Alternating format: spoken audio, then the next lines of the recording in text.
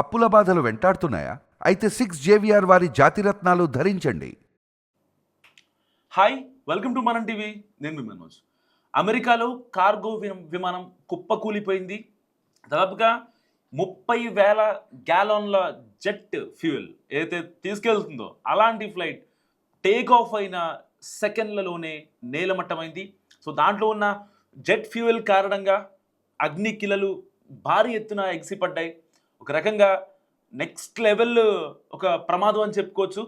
ఇప్పటిదాకా ప్రపంచవ్యాప్తంగా విమాన ప్రమాదాలు రోజు రోజుకి పెరిగిపోతున్నాయి.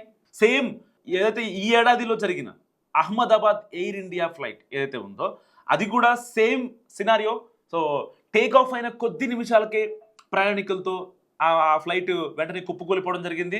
ఎలా అయితే ఆ ఫ్లైట్ అక్కడున్న బిల్డింగ్ల పైన పడిందో సేమ్ ఈ కార్గో ఫ్లైట్ కూడా అక్కడున్న బిల్డింగ్లపై పడింది. సో స్పాట్లోనే ఏదైతే కార్గో ఫ్లైట్ క్యాబిన్లో ఉంటారో ఆ ముగ్గురు పైలట్లు మొత్తం స్పాట్లోనే చనిపోయిన పరిస్థితి. అండ్ ఏదైతే ఆ ఫ్లైట్ డైరెక్ట్గా వచ్చి ఆ బిల్డింగ్ల మీద పడిందో, ఆ ఎయిర్పోర్ట్ చుట్టుపక్కల ఉండే బిల్డింగ్ల పైన పడిందో అక్కడ కూడా చాలామంది చనిపోయారు.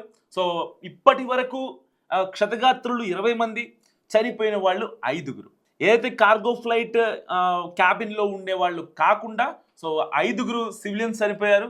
సో కెంటకీ స్టేట్ నుంచి ఈ ఫ్లైట్ బయలుదేరింది. దాదాపుగా 90,000 లీటర్ల ఫ్యూయల్ జెట్ని మోసుకుంటూ ఈ కార్గో ఫ్లైట్ బయలుదేరింది. అయితే ఇప్పటికే ఇది షట్ డౌన్ కారణంగా ఏటీసీ నుంచి ప్రాపర్ సిగ్నల్స్ అందలేదు అని చెప్పేది కొంతమంది చెప్తున్నారు. సో ఏదైనప్పటికీ అమెరికాలో అయితే షట్ డౌన్ నడుస్తుంది. సో షట్ డౌన్ కారణంగా ఏటీసీలో చాలామంది ఎంప్లాయీస్ లేరు.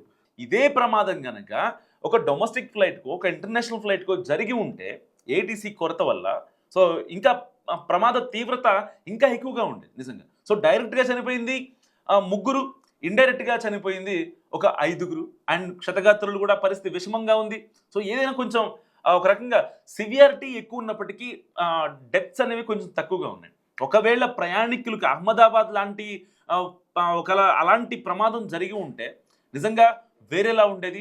సో ఇప్పటికైనా ఆ షట్ డౌన్ అనే ఒక మాటని అమెరికా చరిత్రలో తొలగించేసి దానికి సంబంధించిన ఏదైతే కొన్ని కీలక నిర్ణయాలు అక్కడ ట్రంప్ తీసుకొని జాగ్రత్త పడి ఉంటే నిజంగా ఈ ప్రమాదం జరిగి ఉండేది కాదు. ఎందుకంటే ఏటీసీ నుంచి ఒక క్లియర్ ఇండికేషన్స్ రావాలి. సో కంప్లీట్గా ఫ్లైట్ టేక్ ఆఫ్ కానీ ల్యాండింగ్ కానీ వాళ్ళు ఏటీసీ నుంచి మానిటర్ చేసుకుంటారు. సో మానిటర్ చేసుకునే వ్యవస్థ కంప్లీట్గా ఫెయిల్యూర్ ఇక్కడ కనిపిస్తుంది. ఎందుకంటే ఒక ఫ్లైట్ టేక్ ఆఫ్ అయిన కొద్ది నిమిషాల్లోనే అక్కడ మంటలు వచ్చాయి, లైక్ సంథింగ్ ఇంజన్లోంచి మంటలు వచ్చాయి.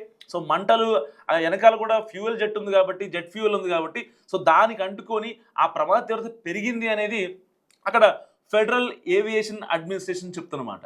సో కానీ దీనికి సంబంధించి అక్కడ ఆ కార్గో ఫ్లైట్లో ఏదైతే జెట్ ఫ్యూయల్ తీసుకుని వెళ్తున్న కార్గో ఫ్లైట్లో ఇంజన్లో టెక్నికల్ ఇష్యూస్ ఉన్నాయి, దానివల్లనే మంటలు వచ్చాయి అన్నది అక్కడ దానికి సంబంధించిన బ్లాక్ బాక్స్ కావచ్చు, దాని డేటా కూడా ఇప్పటికే పరిశీలిస్తున్నారు ఫెడరల్ ఏవియేషన్ అడ్మినిస్ట్రేషన్ వాళ్ళు. సో మరి ఇలాంటి నేపథ్యంలో షట్ డౌన్ వల్లే ఇండైరెక్ట్గా షట్ డౌనే కారణమైంది అనేది అక్కడ డెమోక్రటిక్స్ ఎవరైతే ఉంటారో, సో ట్రంప్కి ఆపోజిట్లో ఎవరైతే ఉంటారో వాళ్ళు చెప్తున్నమాట. ఎందుకంటే ఇప్పటికే ట్రంప్ తీరు నిజంగా ట్రంపర్తనంగా ఉంది. సో కొన్ని విషయాల్లో ట్రంప్ ఏమాత్రం వెనకడుగు వేయట్లేదు.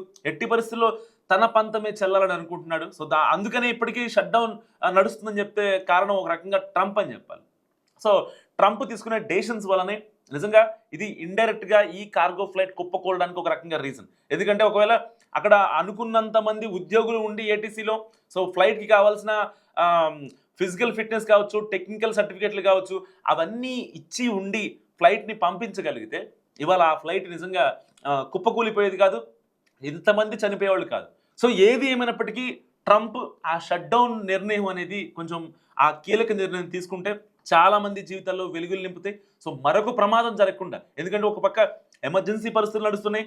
సో ఏదైతే రక్షణ కావచ్చు, త్రివిధ దళాలకు సంబంధించిన ఆ యొక్క పౌర విమాన సరఫరాలు కావచ్చు, లేకపోతే వాళ్ళకి కావాల్సిన ఫుడ్ పరంగా కావచ్చు, సో దాని పరంగా ఎటువంటి ఇబ్బంది లేదు. కానీ ఇక్కడ అమెరికా ఆర్థిక వ్యవస్థ ఎక్కడ కుప్పకూలిపోతుందనే భయం. చాలామంది ఉద్యోగులు లీవ్లో ఉన్నారు.